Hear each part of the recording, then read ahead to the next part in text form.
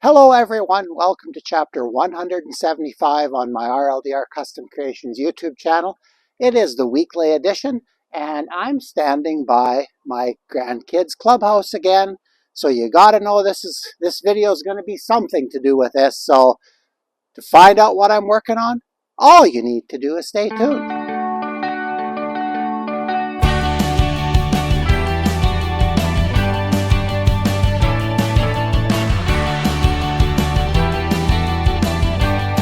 Well, yeah, I'm working on the clubhouse again. More working on lumber storage, actually. Actually, the clubhouse got a lot of work done to it a couple of days ago. My friend and neighbor Wilmer came down and we wired the whole upstairs. So it's all done. I've got lights here. Oh, we put in pot lights like you wouldn't believe.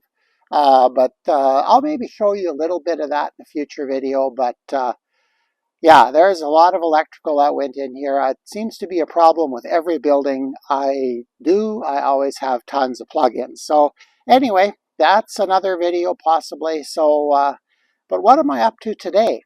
Well, I've been explaining how this lumber storage area will be made so it appears temporary. So I always talked about there'd be doors on the end of this thing. Well, I made one, kind of doing this video in reverse. So here's what I meant by that. So these sides of this building will close off. And then if we all of a sudden have to open something up, or I have problem with a line down here or something, we open up the door, the wall's out of the way, take that wood foundation out of there, and I can make any changes I want. And what this does, I hope anyway, makes this building, or this part of the building, look more like temporary space. And if it's temporary space, it's somewhat legal, okay? Yeah, and this attic up there, don't forget that. So anyway, what I did today is I put one of these together. It's very simple, so I want to try some new editing techniques today and try to make this video a little shorter than just showing you everything that I do. But I've got a couple little problems which I'll talk about later, but this all worked out pretty much as I'd hoped. So we'll get into the video. How's that? Well, it's time to get started on this. As you've seen already from my intro, you know what this is going to look like when it's done. So basically we're going to just have an opening wall here, so to speak. And so I'm going to take some measurements, and I'm going to take some of the 2x4 that I have here to the shop, and I'm going to cut it to length. So the first piece we're going to need to put a piece onto the side here to pull this out 1.5 inches and make it so the hinges are out here. I was really thinking I was going to stucco all of this, but I'm kind of questioning that decision.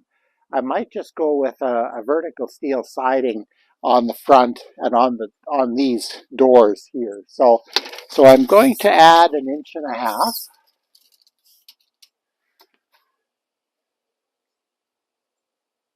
So that's 80 3/4. I'm going to write that down on one of the studs.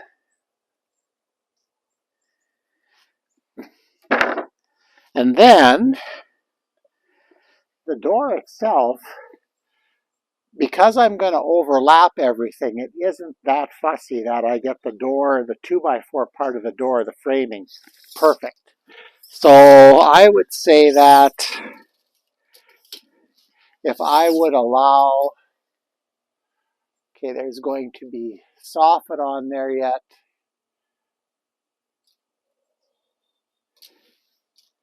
If I would make that 80, if I would make that 1 inch less, so 79. So the total door height, 79. And again, the width, sorry, I'm back to the camera. the width isn't that important either because I'm going to have sheeting going over here. So it's gonna come together like that. So I would say that we're 1.5 inches out there. And I would say I'm thinking maybe about 1/2 inch. I think that'd be just fine. 28.5 for the total width of the door.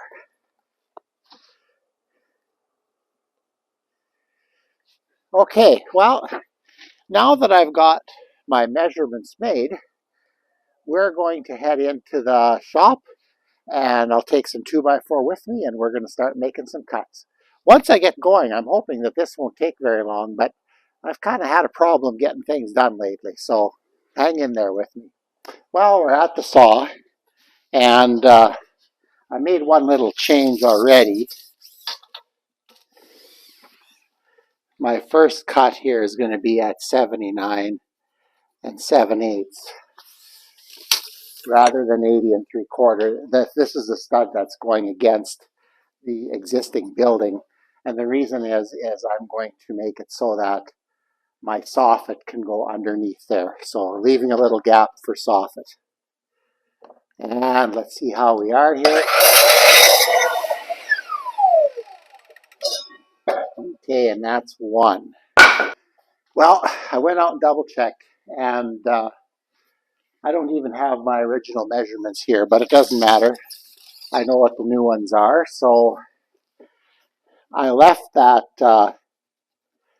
inch that I was going to leave in height, and that's worked out well, I think, I hope. So here we go again.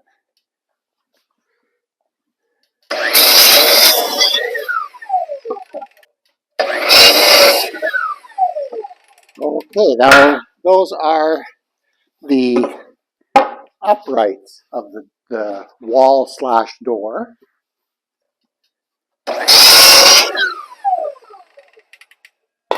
Okay, the cross pieces are 25 3/8. Not sure how many of those I'm going to cut. I know I need 2 for sure, but I'm heating this whole thing with plywood anyway, so maybe I only need 1 in the middle. I'm not sure.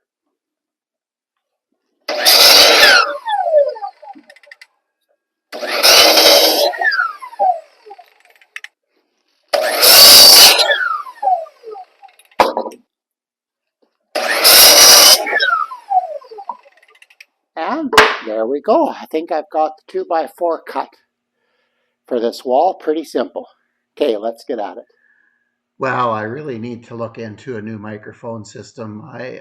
My lapel mic, again, didn't work through this segment, but it's not that big a deal. Here I am. I'm just screwing it together. I'm using 3-inch number 2 Robertson's countersink screws, and yeah, this is easy peasy. So just making sure that the ends are flush and things are kind of square, and just putting it together. This is not a difficult project to do. Those of you that are considering building things on your yard, that especially like this, it's non-structural. It's just to keep the snow out of one side of the building in winter. There's no way that this is a hard project for you to do. Anybody can attempt this. The screw bits that I'm using are from Princess Auto, of course. They're called, I believe they're called Titan bits. And I've actually been quite impressed with them. And Princess Auto puts them on sale really cheap, quite regularly. So if you're interested in a fairly decent quality bit at a fairly reasonable price, I think that's going to be what you're looking for. If they start to get worn out, they're cheap enough that you can just replace them. I'm not sure how they would stack up against DeWalt or Milwaukee bit, but price-wise, they're more than competitive. So that's something that I use. I try to keep my costs down by using cheaper things. And sometimes you know how that is when you buy cheap things. It's a false economy. You can do better if you spend a bit more.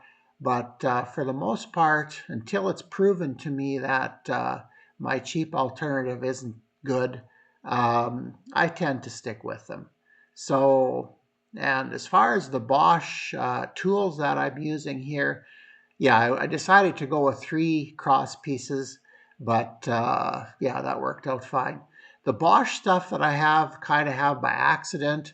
I ended up getting them for nothing basically many years ago when there was problems with air miles and we needed to use ours up. So this Bosch set was there, so I bought it. And I had actually just bought a Bosch set for the school at the time. But the one thing about Bosch is they're not as common and they don't make as many tools. So, and here we go. Well, I hope you can hear me. The wind's picked up a little bit out here. Normally, I'd love to do this in the shop on the table saw, but for filming, it just doesn't work out. So we're going to cut it off my circular saw. And this plywood panel is going to be, it's going to go above the door an inch and below the door an inch. So it's going to seal onto the existing framing. Plus it's going to go 1.5 inches onto the corner stud. Eventually that corner stud's going to get wrapped in a dark brown metal, and having a light trimmed or a light metal door butting into it and overlapping it will give me the 4-inch reveal that my other build outs will be. So it's kind of a plan. So anyway, I am going to grab my saw and I'm going to make a cut.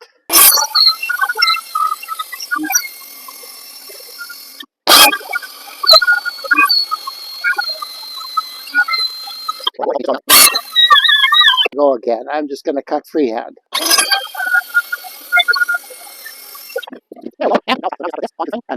Well, it's time to fasten the sheet onto the framing, and this shouldn't take terribly long, but just remember I'm having the sheet 1 inch, so it's flush on this side because that's going to be against the building. That's where the hinges are going to mount, and it's going to be 1 inch over, so it acts like a lid, so it seals. And then it should be 1 inch under, and it looks just a shade less. We'll see. Yeah, I may be a little short here. Not bad though, it'll do.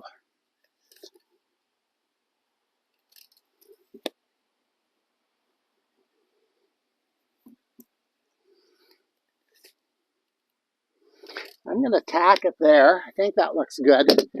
And then when it can't move, then I'm going to come check the top.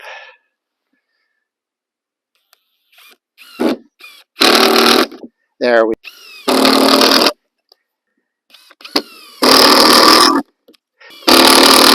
That's kind of the middle. So now I'm going to start pulling it back. And I need that to stay there. So we're going to put a screw in about there. And if you sit on it, it's a little easier to adjust usually. There it is.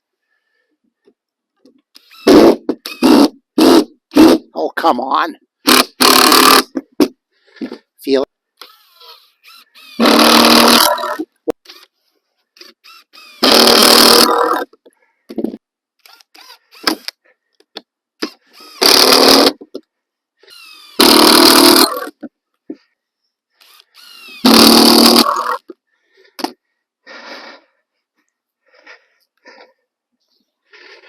Okay, that's that. Now we need to make it square.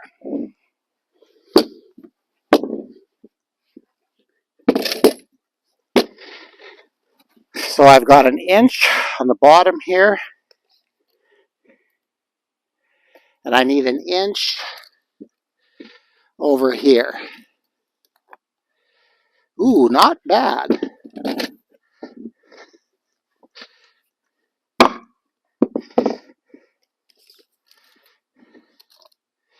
That's perfect. Gonna give it a couple just to pin it there.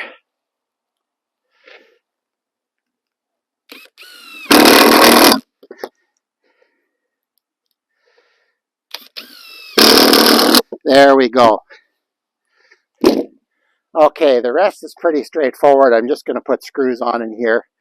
There is a middle, but to screw, I'm going to put steel on here, I'm pretty sure. So to screw that on in the middle is no problem. Now you'll notice I didn't put a diagonal brace in. With the sheeting, I don't need to.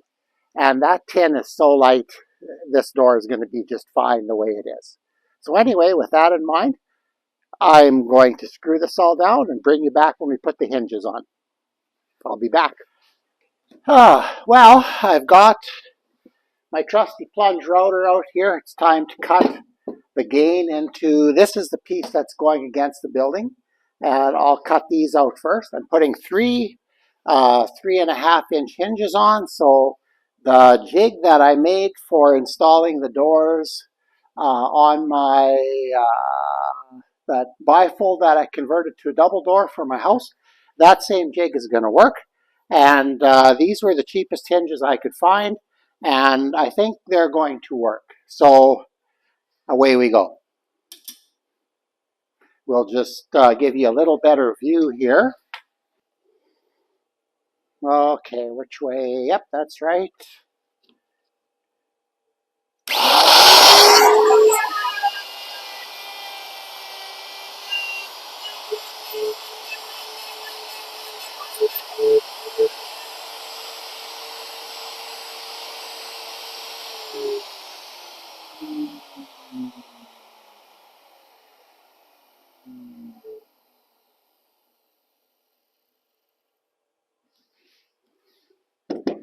That doesn't take long when everything's set right.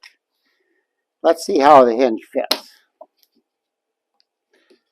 I didn't have the depth set from before, so hopefully... Oh, perfect. Perfect. Okay. Well, I'm just going to do this 2 more times on this one. And I'll maybe show you one on the door. So we'll be back.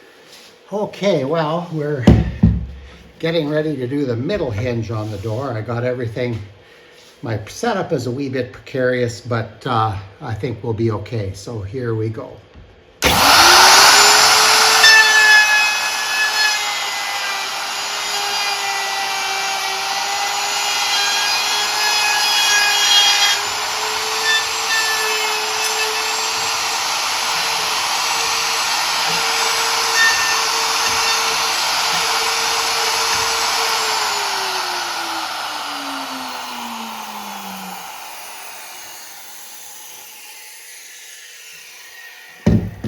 There we go.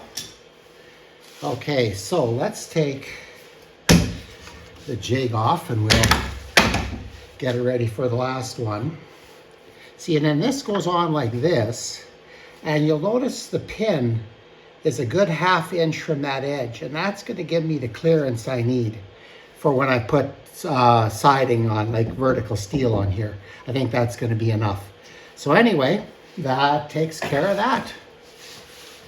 Well, I'm to the point where I'm going to put the hinges on, and I'm going to do it in the shop here and put the part that screws onto the building on here as well. And then I'll just take the whole thing out and install it with putting screws into the building. That maybe makes this a bit simpler. But anyway, I got screws with these hinges. Can't believe how much prices have gone up. Holy mackerel. I used to buy a set of 3.5-inch hinges like a bulk pack like this cheap. Not anymore.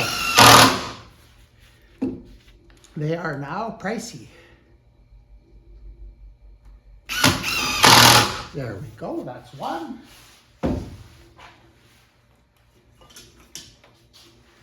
So I think these packs at the orange store are about $30, $35 each. I bought these a week ago, I kind of forget. But things are not cheap. And I'm not using my self-centering bit here because I don't think it's that critical. And there, get it tight. Get it tight. And now that third one won't matter as much.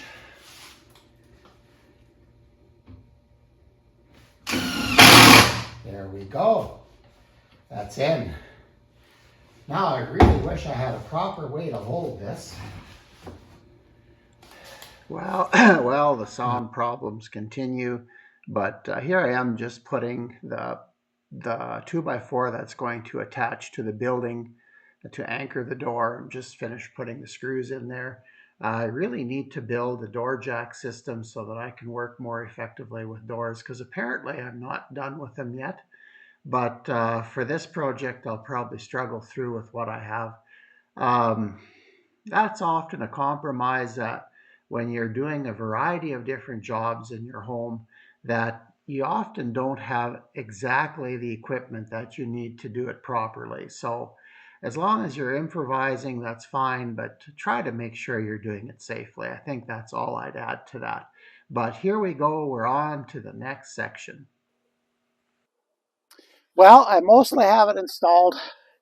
I just have to put in one more screw here, and I thought I'd show that to you, so we're just going to go ahead and do that quickly.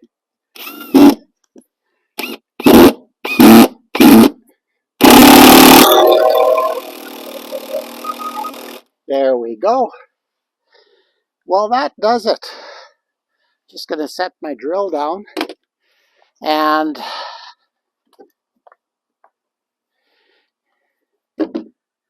got a little bit of a drag in here.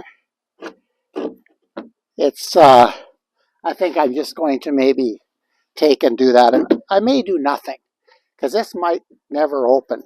But see, now it swings out of the way. If anybody needs to do something in here, it's not permanent, it's all temporary. And the hinges can come off and we've got nothing. So yeah, this is going to be where it ends. I think for tonight I'm just going to screw it closed. It's the bottom piece of 4x6 seems to be sticking out a little bit, and it's hinge binding the door a little bit, but this is the first one. Should have maybe started on the back, which I never do, but this is going to be it. So another one of the 4 done. So we'll bring you back for the closing. Well, it's not 100% perfect, but it's going to work. And this was very much a learning experience for me. I wasn't exactly sure how this would work when I started. I had an idea in my head and I went with it. I'm going to make a few subtle little changes depending on how I'm going to do that one next. And then maybe finish, I'm not sure. I've got students coming next week, and that's going to dramatically change the amount of time I can spend on this. So anyway, yeah, that finishes this one off, and maybe I'll bring you back when everything's done. But please remember to like, share, and subscribe. Things have slowed down on the subscriber end lately, so and maybe content like this isn't helping, I don't know, but I do what I do, and hopefully I can build a following. So anyway, with that in mind, remember, like I said, like, share, and subscribe, and we will see you on the weekend edition.